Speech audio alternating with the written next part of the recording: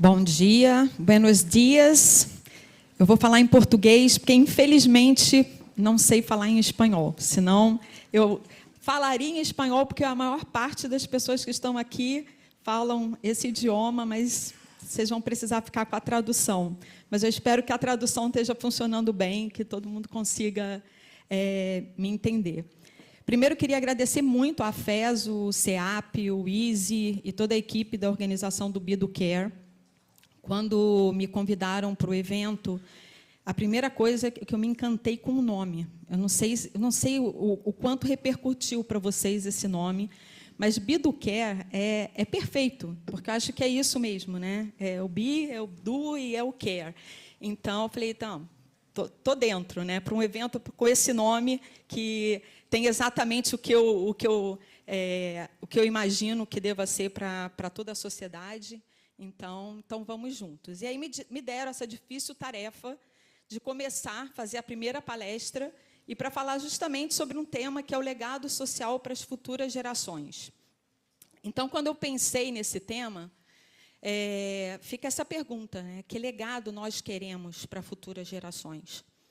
E quando a gente olha para isso, o legado parece uma coisa tão distante, porque o legado, você não consegue deixar um legado com uma única ação e um único momento.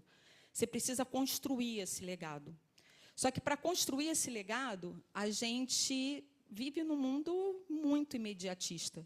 Então, nós queremos coisas rápidas. E esse querer rápido, ele tem uma justificativa, né, em estudos psicológicos, culturais e sociais, que a nossa mente foi feita para o imediatismo. E aí, quando a gente olha para isso, a gente pensa assim, mas por quê, né? Porque eu quero resolver os problemas da forma mais rápida e ter recompensas imediatas. Não quero fazer uma coisa que vai me dar uma recompensa lá na frente. Depois eu quero olhar e quero ter uma ação que não me gere dúvida. E quando a gente pensa no futuro, gera uma dúvida, né? Como é que vai ser o meu futuro? O que vai acontecer? O que vai acontecer daqui a 10 anos? Se eu seguir esse caminho agora, vai dar certo? Isso a gente tem essas incertezas do futuro. E tem essa desconexão com o tempo. Né? O que está agora aqui, a gente sabe que a gente está aqui, que estamos participando desse evento, mas a gente não sabe o que vai acontecer depois. Então, tudo que é imediato para a gente é muito mais fácil de ser solucionado.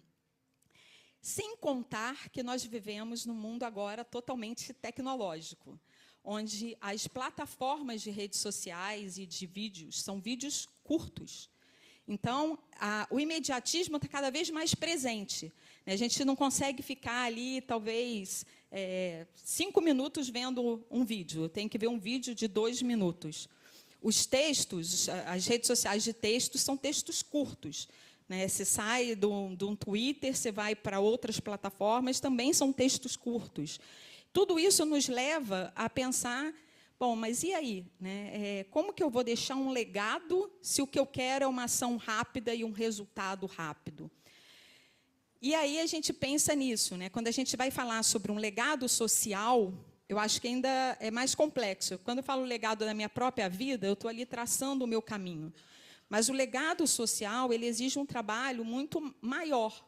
E as recompensas nem sempre chegam tão rápido. Se eu penso num território, né, o CEAP estava falando aqui que ele está dentro de uma favela aqui de São Paulo, que tem um dos piores IDHs. Quando que a gente vai mudar a realidade desta favela para que mude a realidade do IDH? Vai ser com 1 ano de trabalho do CEAP? Não vai. A gente precisa de mais tempo. A gente precisa realmente ir construindo. Eu pedi para o ChatGPT gerar uma imagem para mim. Ele gerou essa imagem aqui. E eu falei, ele acertou. Porque quando a gente pensa num legado social, é quase como se a gente fosse colocando blocos. Mas a gente não sabe aonde ele vai chegar. Cada bloco tem o seu valor. Cada vida que a gente transforma tem o seu valor. Mas o final dessa obra talvez não esteja nem nas nossas mãos. Mas nós somos responsáveis por aquilo que nós estamos fazendo hoje. E hoje a gente pode fazer uma transformação social. Se eu olhar para essa figura e falar assim, olha, Andréia, você está sendo convidada aqui a montar isso que eu não sei o que é. Vem botar os seus blocos aqui. assim, bom, mas eu vou estar motivada para isso? Onde isso vai chegar? Então, o legado social pode ser que eu não saiba, eu não consiga ter a dimensão de tudo que eu esteja fazendo, mas eu consigo medir pequenos atos. E lá no Instituto Eclos, depois eu vou contar um pouquinho para vocês, a gente percebe isso, que cada organização que a gente apoia, a transformação dessa organização, depois que passa pelo nosso trabalho, isso dá um orgulho enorme. Né? Vocês vão ter a oportunidade de assistir aqui a palestra do Robson, da Estante Mágica, que está por aqui, e eu convido todo mundo, eu não quero esvaziar a outra sessão, não, mas convido todo mundo aí na palestra dele, porque é isso, quando a gente ouve a história do Robson, aonde ele está, onde a Estante Mágica está, dá um orgulho enorme. Então, não importa onde a gente vai chegar, mas aquele bloquinho teve o resultado. Então, no legado social, a gente precisa acreditar que a gente vai deixar, mas a gente tem que ir construindo bloco a bloco. E o que acontece? Aqui estão todos os países, como o Carelli falou, da América Latina, América Central e América do Sul. A América Latina, ela é muito mais pobre do que a gente imagina. Muito mais. Porque a gente tem pessoas que não são nem contadas pelo governo. Não tem um documento de registro que o governo possa contabilizar, nem como um cidadão daquele país, quanto de renda ele tem, como ele vive. Essa é uma realidade, que é uma realidade triste, mas que a gente pode mudar. E, para entender um pouquinho dessa realidade, eu queria fazer uma pergunta para vocês, mas queria que vocês fossem muito sinceros. Até porque eu já imagino a resposta, então não fiquem tímidos de responderem, não. Eu queria que levantasse a mão as pessoas que visitaram uma favela no último mês, que foram para dentro de uma favela no último mês. Pode levantar a mão? O quê? Talvez 5%? Posso chutar isso? Muito pouca gente, né? Então, se a gente está aqui para a gente fazer uma transformação social, como é que a gente vai fazer uma transformação social se a gente não está perto dos problemas sociais que a gente quer resolver? Eu sempre digo isso, né? É muito fácil, aqui em São Paulo, para quem for conhecer São Paulo, tem uma avenida chamada Faria Lima, que tem as grandes empresas, os poderosos da riqueza do país estão na Faria Lima, né? Dentro de um escritório do ar-condicionado da Faria Lima, não dá para entender a realidade para quem está dentro de uma favela. Então, a gente precisa ir para a favela para conseguir entender aqui que a América Latina é muito mais pobre do que a gente imagina e que precisa da gente, e que precisa daquilo que a gente pode fazer. E aí, quando a gente olha aqui para um país, né, o país ele é medido como? Hoje ele é medido pelo PIB. Então, os países, quanto mais crescem, eu não quero entrar na área econômica aqui, já vi que tem os economistas aqui, estamos dentro do ISE, que manda muito bem aí nessa parte econômica, mas a minha provocação aqui é o seguinte: será que a gente deve medir um país só pelo PIB? E essa resposta não sou eu que estou dando, não. Está todo mundo tentando criar outros indicadores para medir o sucesso de um país, porque não pode ser só financeiro. Até porque, se eu pego um país que está em crise, depois, no ano seguinte, ele tem um crescimento de 300%, ótimo, melhorou financeiramente, mas melhorou a qualidade de vida, melhorou a questão ambiental, as pessoas estão mais felizes de morarem naquele país, elas são felizes. Então, esse número, né, que mostra só a riqueza de um país não nos traz uma informação relevante. O que a gente precisa olhar é muito mais do que isso. É como cada indivíduo está. E aí, quando a gente olha para essa questão da riqueza, né, financeira, é quase vergonhoso a gente mostrar esse número, né? Quando a gente olha na América Latina, 98 pessoas, não sei quantos nós estamos aqui, mas vamos considerar aqui que é menos do que esse auditório, possui 70%, aumentaram a sua renda em 70% da pandemia até o ano passado. Somente 98 pessoas. E a pobreza cresceu 40%. Então, isso a gente vive em países com uma desigualdade social gigantesca.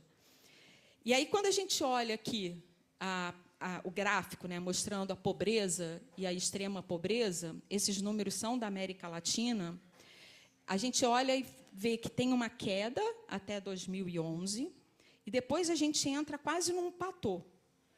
Isso é, está estagnado, a gente não consegue descer. Você vê ali também que a extrema pobreza tem até uma tendência a crescimento ali, se você for olhar. Então, a gente não pode ficar feliz com um gráfico desse, vendo poucos ganhando tanto e a maioria num platô de pobreza que não consegue mudar. E o mais impressionante é que, no caso do analfabetismo, a gente ainda tem quase 7% da população da América Latina analfabeta. E detalhe, aqui no Brasil, não sei como é em outros países, a maior parte das escolas eles passam de ano de forma automática. Você pode não saber nada, e aí você passa de ano. Então, aqui a gente está olhando um gráfico de analfabetismo, e não de analfabetismo funcional, porque aí esse número seria muito maior. E aí eu me lembro de um projeto social que a gente estava ajudando a montar uma biblioteca, e aí eu fui visitar esse projeto, tinha um monte de crianças, assim, aí eles tinham decorado a biblioteca toda bonitinha, botaram uns fios, os livros pendurados, aí tinha ali um grupinho de crianças sentado, lendo, aí eu fui conversar com uma menina. Eu falei assim, o que você está lendo? Conta a história para mim. Ela tinha 12 anos. E aí ela virou e falou assim, tia, eu não sei ler. Aí teve aquele momento que eu parei e falei assim, e agora, né? O que eu falo para ela? Aí eu falei assim, mas o que você está olhando, então, nesse livro? Aí ela falou, as fotografias, e aí eu crio a minha história. Eu falei assim, então, você pode contar para mim a sua história? E aí ela pegando a ilustração do livro e montando na cabeça dela a história. A história é bonita, né? Porque ela teve essa criatividade de criar a partir da ilustração, mas é muito triste que uma menina de 12 anos, que estava na escola, passou de ano e era analfabeta. Então, essa é a realidade da educação. E aí vocês vão falar assim, caramba, Andréia, te chamaram para vir aqui, a gente está aqui num evento todo empolgado para fazer um monte de conexões, para criar um monte de coisa, e você até agora só falou em coisa ruim. Pois é, o que a gente pode fazer? O que nós que estamos aqui vamos fazer nesses 3 dias? E o que a gente pode fazer a partir daqui, para além do que está todo mundo aqui já fazendo? Né? Que se nós estamos aqui, nós temos esse interesse pelas questões sociais. E aí eu falei que eu tinha gostado muito do nome, né, do evento, e eu acho que é por conta disso mesmo, porque quando a gente olha para o ser, para mim está muito nesse desenvolvimento pessoal, né, que é a família, a escola, a sociedade, é a gente criar referências para as pessoas poderem se espelhar em alguém. Quando a gente conversa com jovens das comunidades, eles sempre falam, mas eu não tenho referência. O que você quer ser?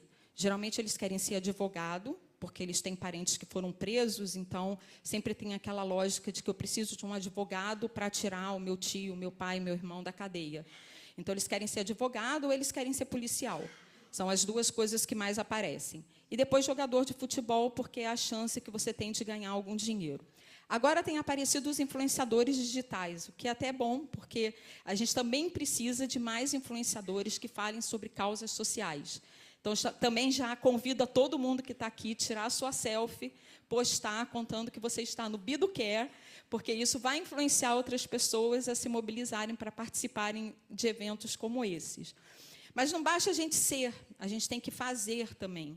E aí o fazer não é só dentro de onde a gente está, né? Tem o fazer que vai para o pessoal, que vai para o profissional, e tem também o fazer da própria sociedade como um todo. E aí a gente chega no care, que é essa que eu quis chamar o care, quando eu fiquei pensando, talvez seja a recompensa a curto prazo. Lembra que a gente estava falando que o legado é longo prazo? Então, quando a gente pensa em legado, a gente fala, caramba, onde que eu vou chegar, né? Eu acho que o care, ele dá essa recompensa a curto prazo. Eu não sei vocês, mas eu morro de vergonha de ganhar presente. Então, eu não sou uma pessoa boa para ganhar presente. Mas eu adoro dar presente, porque eu gosto de ver a felicidade do rosto das pessoas. E quando você dá presente para a criança, então, que a criança olha e se encanta com aquele presente, aquela alegria é esse care, né, essa recompensa no curto prazo que a gente pode ter quando a gente cuida das pessoas. E aí eu queria contar um pouquinho para vocês da minha história, porque eu cheguei aqui, né, nem me apresentei, falaram só o meu nome, mas quem sou eu, né?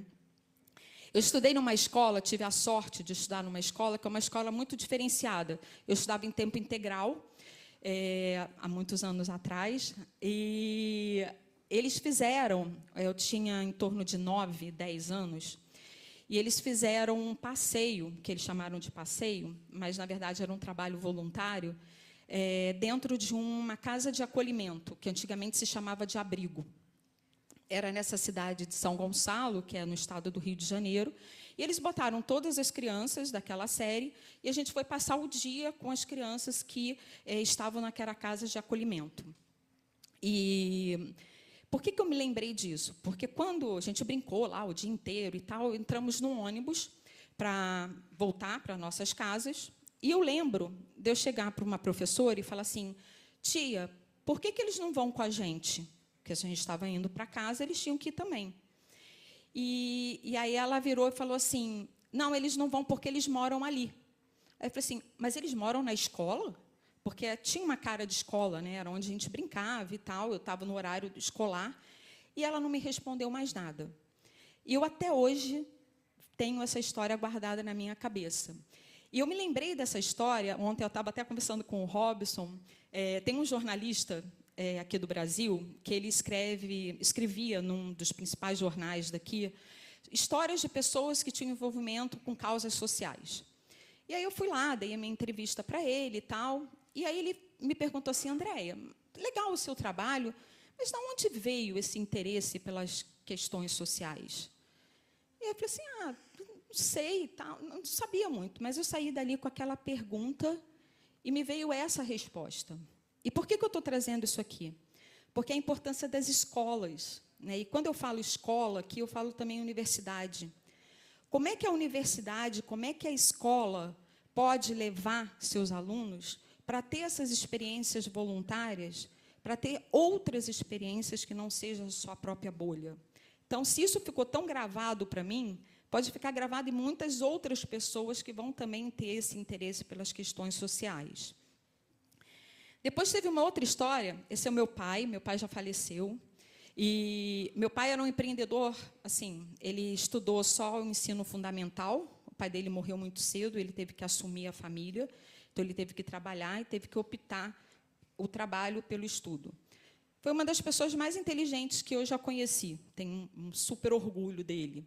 E ele era um empreendedor, montou alguns negócios que deram certo, outros que deram errado, como todo empreendedor. Mas a minha mãe, que era a pessoa que fazia o controle financeiro ali, eu passei a minha vida inteira, e até hoje, minha mãe está com 93 anos, até hoje ela fala assim, o seu pai só não foi rico porque ele dava tudo para todo mundo.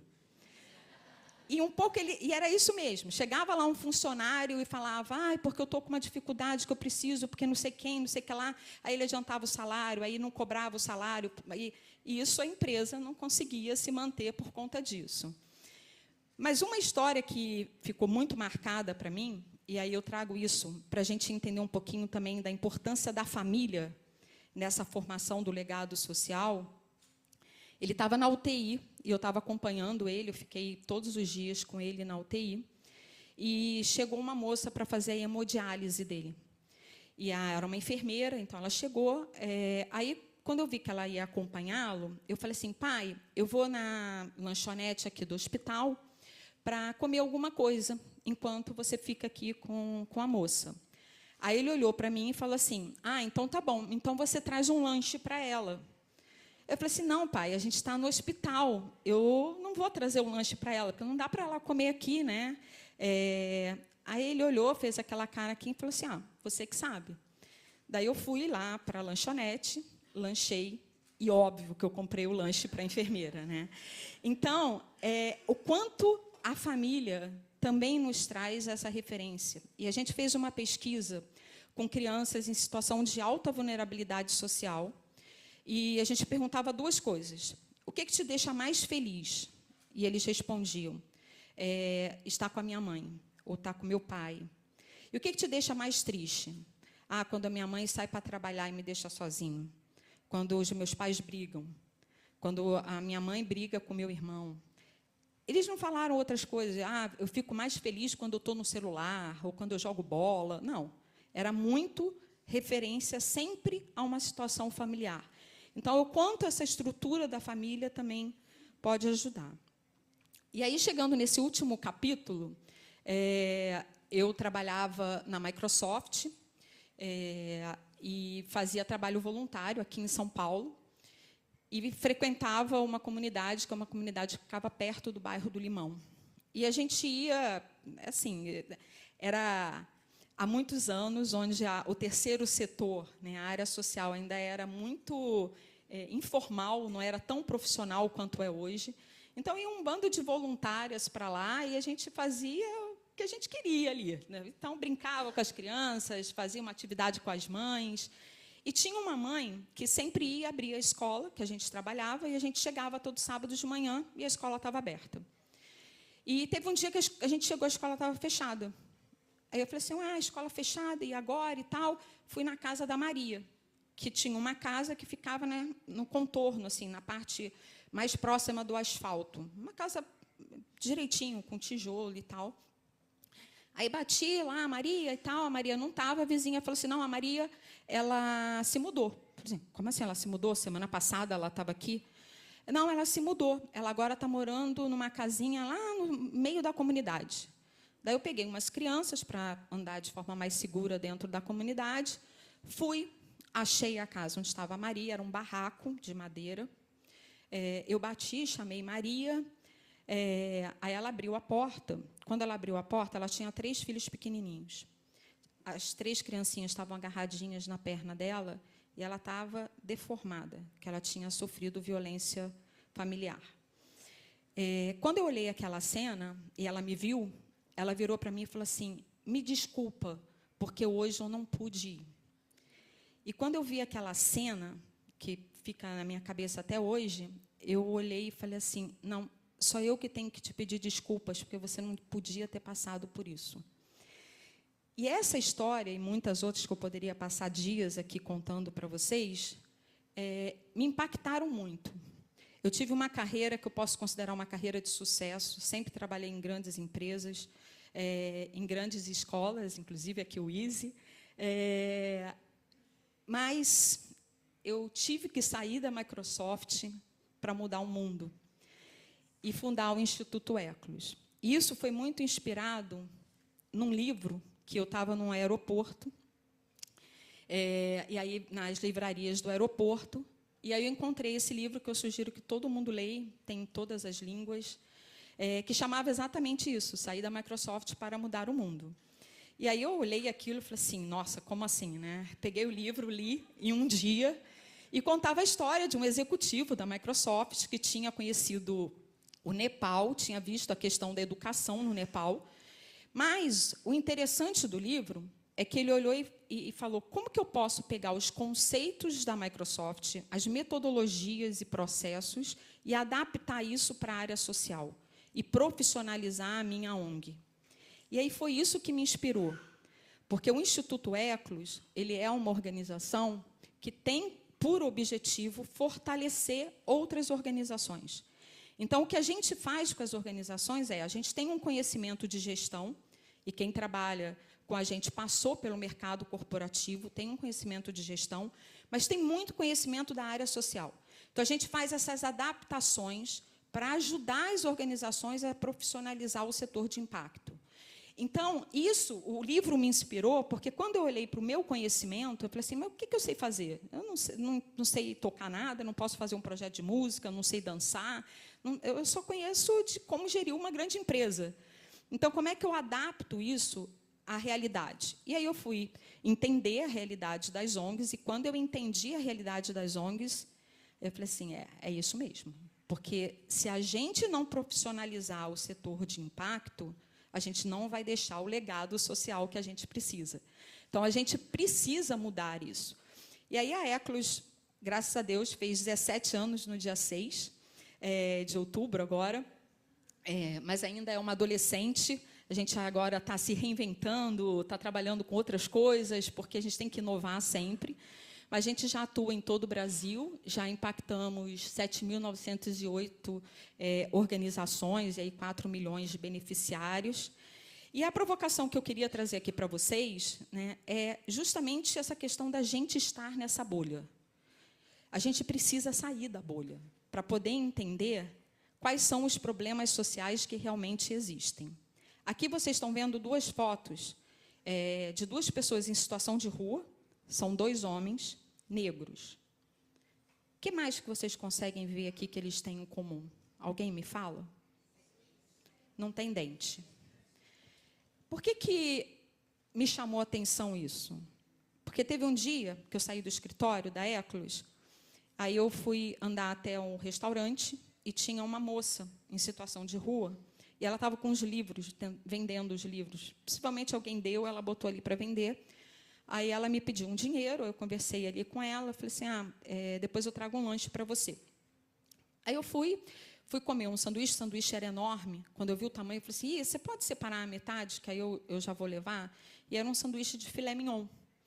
Aí eu pedi o sanduíche, ele embalou, fui embora, passei, entreguei o sanduíche para ela, toda contente, que estava fazendo uma super boa ação. Quando ela abriu o sorriso para me agradecer, eu virei e falei assim, ela não vai conseguir comer. Porque eu estava com dificuldade de comer aquele tal que era filé mignon dentro do sanduíche. E aí, isso aqui eu trago para a gente pensar um pouco que a gente não conhece a realidade de quem a gente ajuda. Eu vejo muitas organizações, e aí eu trago para o universo das universidades, para as empresas.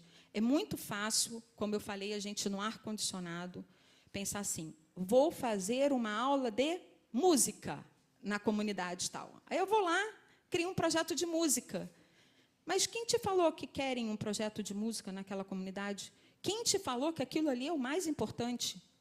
Durante a pandemia, a gente fez parte de um grupo que foi o que mais distribuiu cestas básicas, material de higiene e limpeza aqui no Brasil.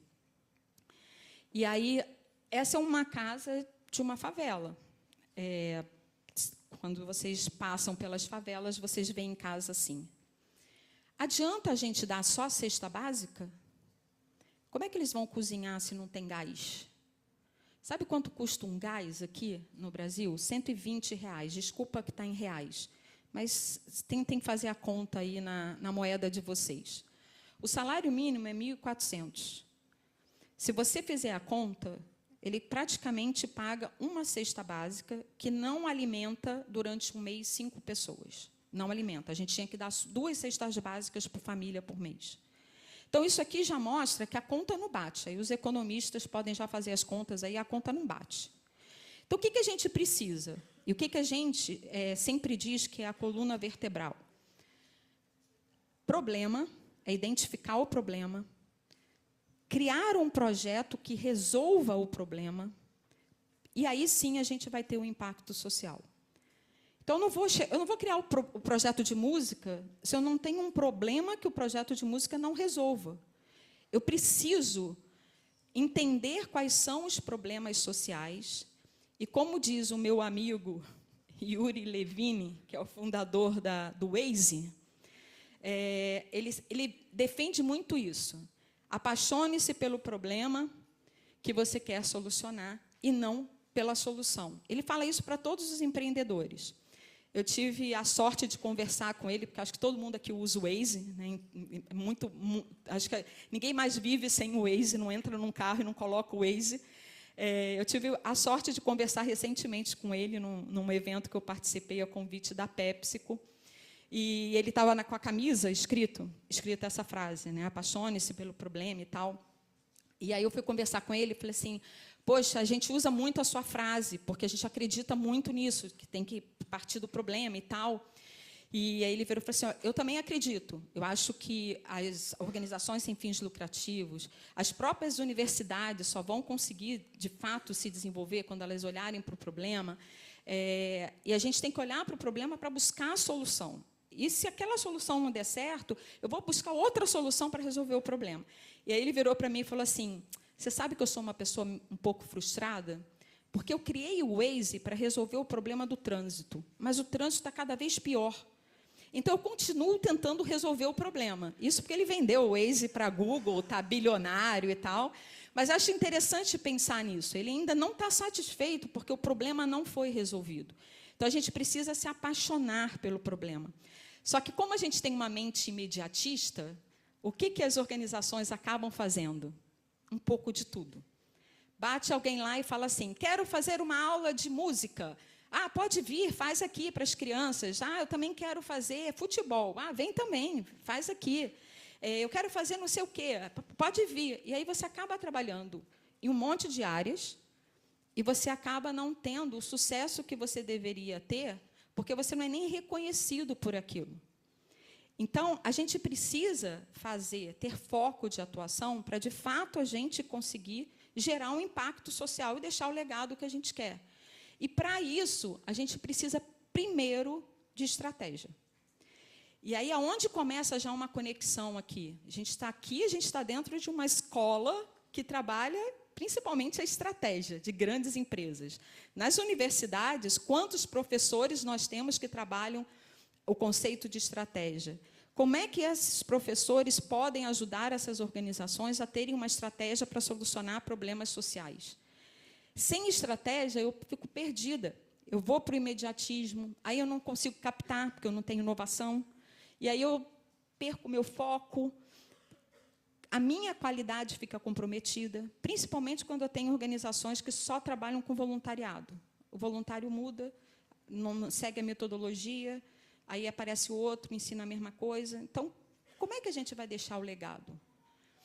No Brasil, tem 820 mil ONGs.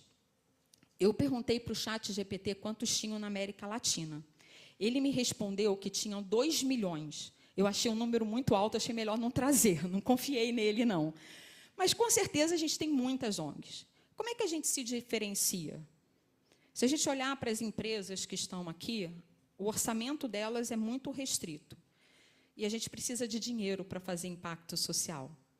Então, a gente precisa nos profissionalizar e criar uma diferenciação, fazer diferente de alguma forma. E quando a gente olha para esse desenho, não é uma evolução. Às vezes eu mostro ele e as pessoas falam assim, mas então quer dizer que assistência social não pode ter mais, né, porque está em desuso? Não. Mas quando começa essa questão do social, o terceiro setor, a gente tinha essa visão muito assistencialista. Eu vou dar a cesta básica, eu vou dar roupa, eu vou dar coisa, que é super importante até hoje, não pode acabar. Mas o assistencialismo, ele não resolve uma questão de longo prazo, ele é imediatista, ele mata a fome naquela hora. E aí depois a gente chama de organizações que proporcionam acesso, né, como a FESO falou, o CEAP falou, são organizações que ensinam para as pessoas conseguirem colocações no mercado de trabalho. E, mais recentemente, não tão recentemente, porque o tempo passa rápido, a gente já tem os negócios de impacto social. Para quem não conhece a terminologia, além de assistir a palestra do Robson, que é um negócio de impacto, é uma empresa que gera lucro, mas quando ele vende o seu produto ou o seu serviço, por si só, já gera impacto social. Qual é a vantagem de você ter um negócio de impacto social? A vantagem é que você não precisa de doação. O seu próprio negócio se autossustenta. Isso, agora, toda ONG, ela tem que ser um negócio social? Não. A ONG, por si só, ela vai depender da doação. Mas a gente precisa, cada vez mais, mostrar para os financiadores que a gente, de fato, gera impacto social, que a gente, de fato, está mudando a estratégia e precisa se tornar reconhecida. E, para isso, tem um trabalho de rede social, como eu falei, não deixem de tirar a selfie, porque isso é importante, porque vocês estão num evento de capacitação, por isso é muito importante. Então, o que de fato a gente precisa? Olhar para o mercado corporativo e se inspirar para trazer isso para dentro da realidade das ONGs. Depois, a gente precisa também se inspirar em outras organizações. E aí eu acho que aqui a gente tem um público riquíssimo. Tem organizações de outros países, com outras metodologias, e a gente, às vezes, no terceiro setor, o Clóvis, que está aqui, conhece muitas organizações aqui do Brasil, ele vai concordar comigo, a gente não quer contar nada para ninguém. A gente trabalha muito mal de forma colaborativa. E eu acho que a gente tinha que quebrar aqui. Aqui a gente está no Biduquê.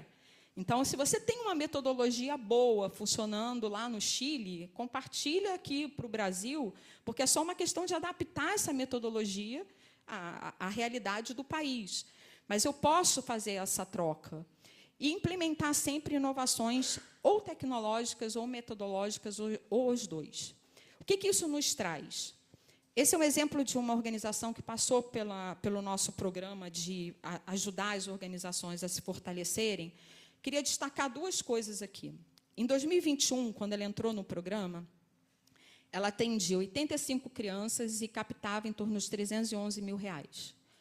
O ano passado, ela subiu para 240 crianças e captou mais de R$1 milhão. E ela não está tendo mais problema para captar, porque agora as empresas procuram ela. Por quê? Porque, além dela ter se estruturado, ela criou um projeto chamado o Podcast Reforço do Futuro, onde não só os alunos e os professores falam sobre as matérias de uma forma de história contada, e não só ela está impactando as 250 crianças que fazem parte do projeto, como já tem até outros países ouvindo esse podcast e as próprias escolas públicas estão usando. Então, ela traz uma inovação para a realidade social dela e, com isso, ajuda para que ela consiga uma captação maior. Por que a gente precisa inovar? Porque, quando você sai da loja com o teu celular que você acabou de comprar e você chega em casa, já está passando na televisão a propaganda de um novo celular, e o seu já está ultrapassado. A evolução tecnológica, hoje em dia, ela é muito mais rápida. E a gente, no projeto social, nada contra os artesanatos, tá? Mas a gente continua fazendo a toalhinha de crochê pintadinha, que pode até ser útil, porque todo mundo usa uma toalhinha para secar as coisas. Mas tem muito mais coisas. O jovem mudou, a sociedade mudou, e a gente precisa se adaptar a ela. Lembra que eu falei? Agora eu vou contar um pouquinho de histórias só para inspirar. Tá, mas eu acho que eu estou dentro do tempo, porque eu estou aqui com um relógio online aqui. Não sei quanto tempo eu tenho, mas ele está aqui para me avisar. Lembra que eu falei daquelas pessoas em situação de rua? Aqui em São Paulo tem um projeto chamado Pão do Povo da Rua. O que ele fez? Ele criou um pão que tem nutrientes suficiente para a pessoa comer um pão e atender às demandas nutricionais durante um dia inteiro. E o pão é super macio, justamente pela questão dos dentes, da dificuldade de mastigar. E, além disso, ele deixou a receita aberta no site dele para qualquer pessoa usar. Então, isso é uma inovação. É uma inovação na receita e é uma inovação porque ele fez uma inovação aberta, onde qualquer pessoa pode acessar. Queria contar também a história da Connecting Food, porque a Connecting Food é um negócio de impacto que ele faz o seguinte: no mercado, quando as frutas e as verduras estão ruins, não estão bonitas, estão boas para consumo, mas não estão bonitas, eles descartam, porque ninguém quer, né? A gente seleciona sempre as bonitas. O que eles fazem? Eles tiram esses alimentos dos mercados e levam para as ONGs, doam para as ONGs. Quem paga são as lojas, porque as lojas têm lei aqui no Brasil que tem um benefício para a redução do descarte. Então, é uma forma de você ajudar. A Água Camelo é um outro exemplo. Eles criaram uma mochila que você bota a água suja e ela filtra a água e vira água potável. Então, agora, não sei se todo mundo acompanhou, mas no Rio Grande do Sul, no sul do Brasil, a gente teve uma enchente horrível.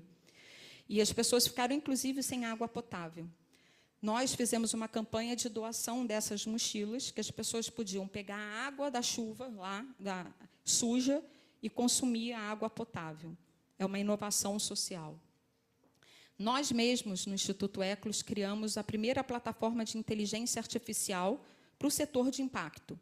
Você pode conversar com a nossa assistente virtual, a Kiara, e aí, seja por WhatsApp ou pelo portal, você pode perguntar, por exemplo, como que eu crio um organograma para uma ONG? E ela te responde já concretamente sobre o setor de impacto. Então, não é o ChatGPT que vai te dar a informação de organograma geral e tal. Ela já te responde exatamente o que você precisa para o setor de impacto. O que eu queria trazer aqui? Todos nós que estamos aqui, fora talvez os CLTs aí do Easy e tal, somos empreendedores sociais. Somos. E a gente tem que ter a veia empreendedora. E o que acontece, às vezes, quando a gente tem organização que passa por sucessões? Você coloca uma pessoa no lugar para ela ser a presidente daquela organização, mas ela não tem o perfil empreendedor e ela também não se capacita para ser empreendedora. Só que ela precisa disso, senão a gente não consegue evoluir com as organizações. E aí eu queria mudar um pouquinho de chave. As outras universidades não fiquem chateadas, porque eu não podia botar foto de todo mundo, aí eu escolhi uma aqui aleatória. E eu queria trazer um pouquinho a questão das universidades. O ChatGPT me respondeu que a Universidade Austral tem 5.000 alunos, está certo? Tem alguém aqui de lá que confirma isso? 6 tem, mas é isso. Quanto? 9.000? 8 a 9.000, melhor ainda. Imagina se a gente conseguisse que a Universidade Austral se conectasse com as ONGs, com os problemas sociais, incluísse em todo o seu conteúdo, todo não, né? Mas em grande parte do seu conteúdo, cases, trabalhos, criasse empresas júniores com viés social que pudessem ajudar na solução dos problemas sociais, o voluntariado, que é tão importante, como eu contei desde o começo, ser esse celeiro de inovação. Então, eu estava comentando antes de entrar aqui, que eu fui dar uma palestra numa escola aqui em São Paulo, que acho que é a escola mais cara de São Paulo, chama Avenues. E eles me chamaram para falar para o ensino médio deles sobre empreendedorismo social. E eu fiquei super feliz, porque passou um tempo, 6 alunos, 3 duplas, entraram em contato comigo pedindo uma mentoria, porque eles iam começar um negócio social. Então, você imagina se as universidades tivessem isso forte, né? Como realmente vamos levar a conscientização social. E ser esse celeiro de inovação social. Ao invés de criar uma outra empresa, pega um problema social e vamos aqui exercitar na criação de um problema social. Aqui, na USP, tem um projeto muito legal que conecta os alunos da escola de administração com escolas públicas, justamente para falar sobre empreendedorismo social e criar inovações sociais. E aí, como tem empresas aqui, eu queria trazer um pouquinho essa questão do ISG. Acho que todo mundo já ouviu falar nessa sigla. Na minha opinião, aqui, essa sigla já está em baixa, mas como a gente já mudou de siglas, daqui a pouco já vai aparecer outra e todo mundo já vai começar a querer falar sobre isso novamente, porque a gente já está ouvindo as empresas menos preocupadas. Mas a minha provocação aqui é que o ISG não pode ser o metaverso do mundo ideal. A gente tem que trazer a realidade das empresas para o mundo real. As empresas têm recursos e, para a área social, a gente precisa de recursos. E as empresas trabalham com pessoas. As pessoas estão no centro das empresas. Então, se a gente não cuidar das empresas, se a gente não olhar para essas empresas, para essas pessoas das empresas, e capacitar e sensibilizar, não vai ter governança, não vai ter ambiental, não vão ter o E e o G, porque as pessoas estão no S. Então, a gente precisa trabalhar as pessoas para que as pessoas transformem as áreas de P&D, se sintam mais confortáveis no mercado de trabalho, no trabalho que elas têm. Porque, se a gente olhar esse número de 60% das pessoas que querem mudar de emprego, é muito sério isso. A gente passa mais de 8 horas do nosso dia trabalhando numa coisa que a gente não quer trabalhar. E ali tem um dado legal que 28% de produtos relacionados a ESG, produtos relacionados a ESG cresceram 28%, e os que não tinham ESG, não eram sustentáveis, não trabalhavam a causa da sustentabilidade, cresceram só 20%. Então, é um sinal de que a sociedade quer mais produtos e serviços sustentáveis que se preocupem com as questões sociais. E se a gente olhar para o abismo tecnológico que a gente tem hoje, é gigante e ele só vai piorar. Então, ou as empresas olham para a capacitação da juventude e das crianças, ou elas vão ter um problema nos profissionais no futuro. Tem solução? Tem. E cada um de vocês que estão aqui comigo, a gente faz parte dessa solução. Só que a gente tem que sair da bolha. A gente tem que olhar para a realidade social, ir nas favelas, entender as demandas, fazer as conexões. E no que eu acredito no Be Do Care, para, de fato, ser o Be Do Care? São as sinergias. A gente tem aqui um monte de ONGs, a gente tem aqui também empresas e temos as universidades. Imagina a universidade ajudando a profissionalizar a ONG. Os alunos das universidades indo para as ONGs, as empresas financiando, a universidade trabalhando na área de P&D das empresas para criar produtos mais inovadores e sustentáveis. Olha o quanto de sinergia a gente tem dentro desse auditório. Olha o quanto de coisas a gente pode trocar durante esses 3 dias. Por quê? A gente não quer deixar um legado? E aí eu fiquei me perguntando, né, que legado eu quero deixar? Eu fiquei pensando, eu falei assim, eu acho que eu quero deixar o legado do amor. Sabe por quê? Porque quando a gente olha um problema de uma outra pessoa, se a gente se sensibiliza por aquele problema e a gente quer resolver aquele problema, a gente vai melhorar a vida daquela pessoa. E isso é amor.